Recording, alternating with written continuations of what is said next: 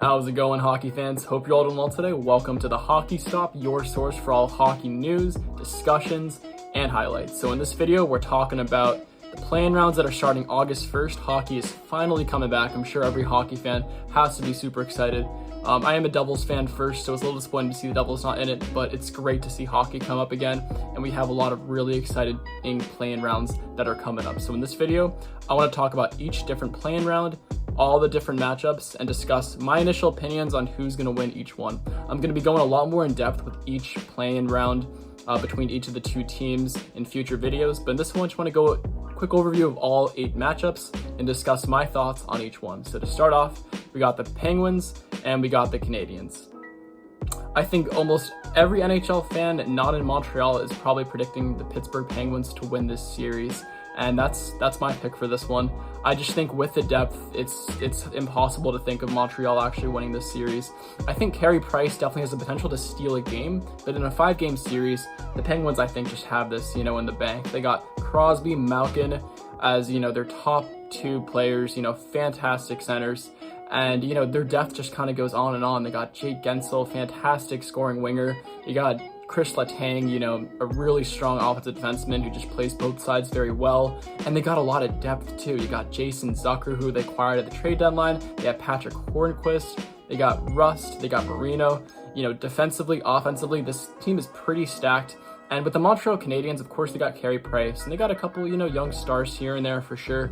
But I just think there's just not much of a shot. And then the Canadiens too, they were sellers at the trade deadline. Like, they sold off Ilya Kovalchuk. So, they already weren't the best roster that wasn't expected to go into the playoffs, but they also were sellers at the trade deadline. So I feel like Penguins are star heavy. The Canadiens really are not.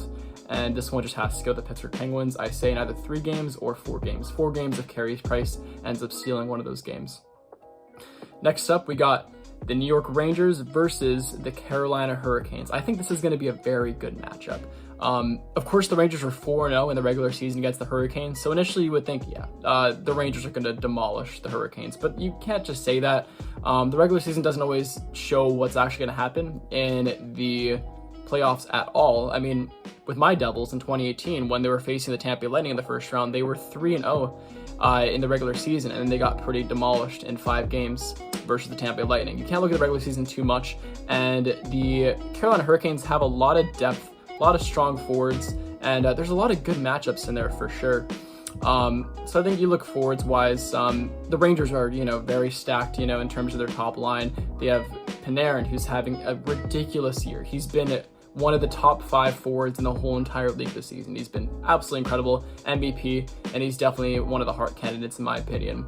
You got Mika Zibanejad, over 40 goals despite being injured during part of this time. He played less than 60 games. This guy is having an incredible year himself. And you got Shesterkin in net. As a rookie goaltender, he's been fantastic. And the Rangers just have a lot of depth goaltending-wise. They have him, of course.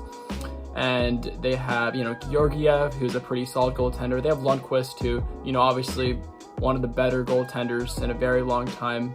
Elite goaltender for sure, but he is a lot older, so he's not quite the level that he was before. So I think Shesterkin would be the starter for the Rangers, but, they got a lot of offense going. Their defense is pretty solid. Of course, they got some young guys like Adam Fox and Lindgren. Lindgren probably pretty strong defense. Adam Fox being like an overall, good offensive and defensive defenseman.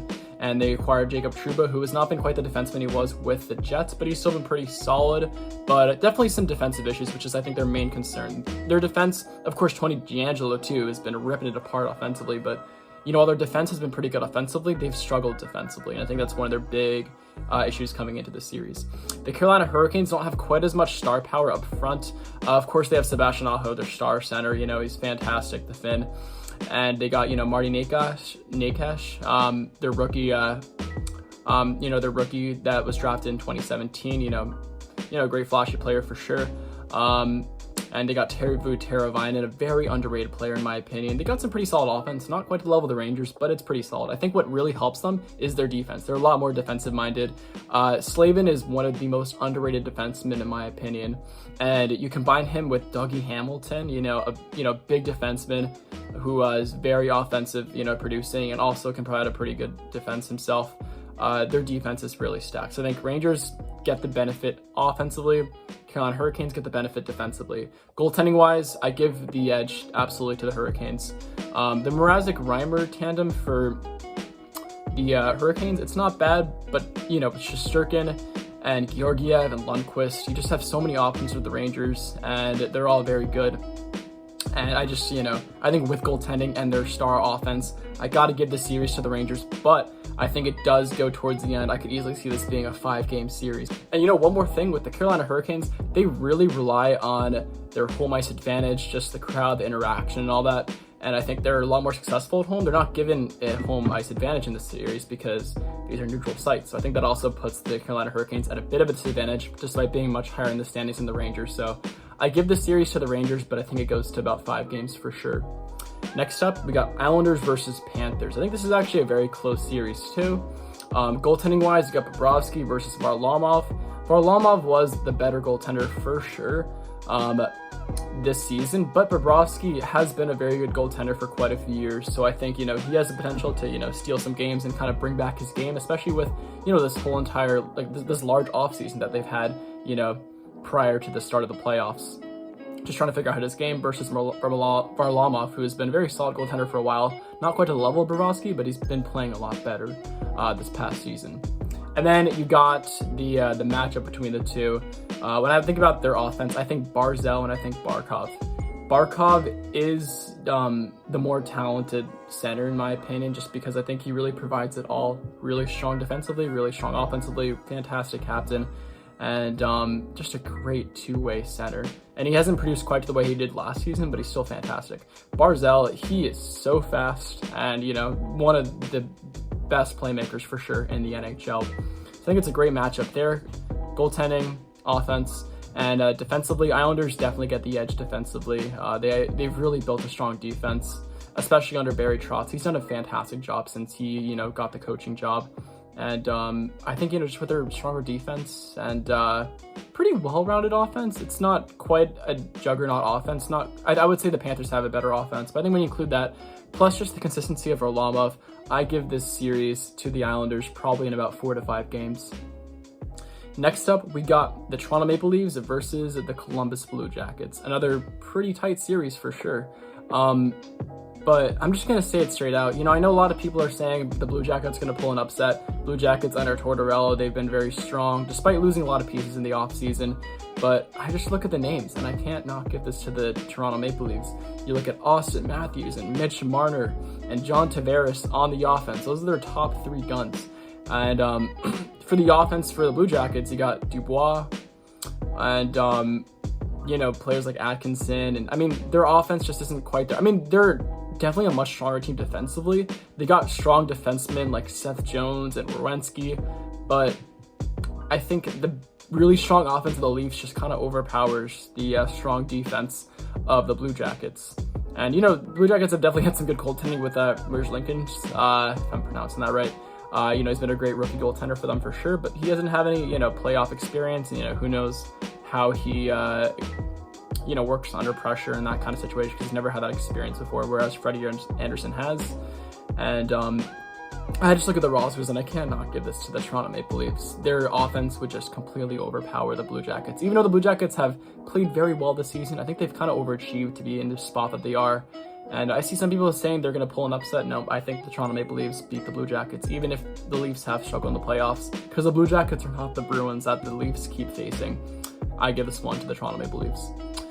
Next up, we got the Oilers versus the Blackhawks, and it's an interesting series. Of course, the Oilers have McDavid and Draisaitl leading the way, and that's kind of how it's been for them for the past several seasons.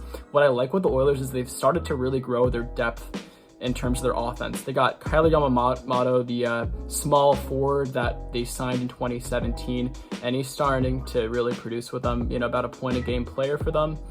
And of course, you know, Ryan Nugent-Hopkins has been starting to really find his game again. I think these past couple seasons have been very good for him. And, you know, they also, you know, went out and, you know, the trade deadline and acquired Anthony Ciu, who didn't have the best season, but I feel like he is a pretty good offensive player. Of course, they got James Neal and the trade from Calgary, and he's been refining his offensive production too. and he's scoring some goals. So that's looking good for him. And then you got the Chicago Blackhawks, who were not very good this season. But you got to consider they still got a lot of pretty strong pieces that led them to some cups in the past. Of course, you look at that tandem, Kane and Taves, fantastic players who got the Chicago Blackhawks those 3 cups. And of course, you got Duncan Keith, very strong defenseman. You got the rookie, the rookie forward Kuba Leak, who scored 30 goals this season. He's a big addition. And of course, the rookie Kirby Dach, 3rd overall pick in 2019. They're bringing in some young talent, and they still have some pieces from their cup wins. But you look at Kane, Taves, and especially players like Keith. They're older, and I don't think they're quite at the level as they were, several years ago.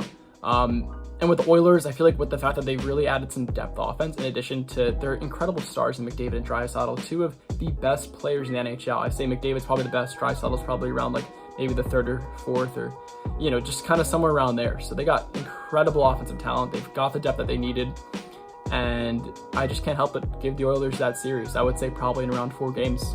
Next up, we got the Predators and the Coyotes. And I think this is a very interesting matchup because these are 2 teams that absolutely underplayed this season. They both, were expected to be, strong playoff teams this year, and they didn't play to the level that they were hoping to. I think Nashville kind of figured out their game a little more as the season went on, whereas the Coyotes really just did not, especially with, the fact that they acquired Taylor Hall, and they struggled even more after that acquisition. They just couldn't get scoring for them. And that was tough for sure. But it's an interesting matchup. You first look at goal, Rinne and Kemper. I think initially when you see that, you're thinking, oh, of course, the Nashville Predators have the better goaltending. But Rinne is 37 years old, and he has shown some regression. Kemper's 30 years old, and he's had some of his best couple of seasons these past couple of years.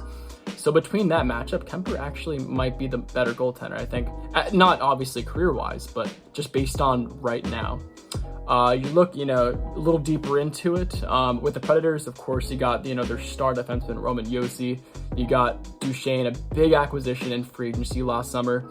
And Arvidsson, one of their, premier wingers who hasn't played to his potential at all this season. It's been a rough season for him, but he still can absolutely turn it up in the playoffs like he has in the past.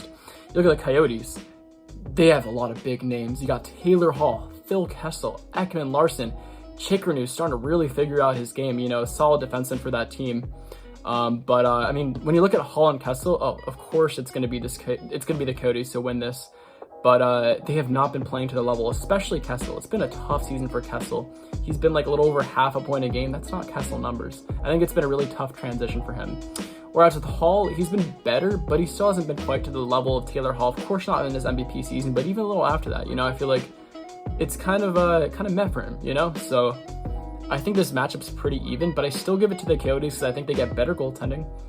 And while I think I give the edge to the Predators for defense, I think the Coyotes just have a lot of star talent that maybe hasn't quite figured it out in this season, but it's just kind of overwhelming. And I think, I think Hall and Kessel, they have a lot, Kessel has a lot of playoff experience, and he's going to start to really figure out how to get it in the back of the net. I think Taylor Hall, he's determined. He hasn't had much experience in the playoffs because he hasn't been on good teams, and he really wants to push for a cup. So I think he's going to really work hard.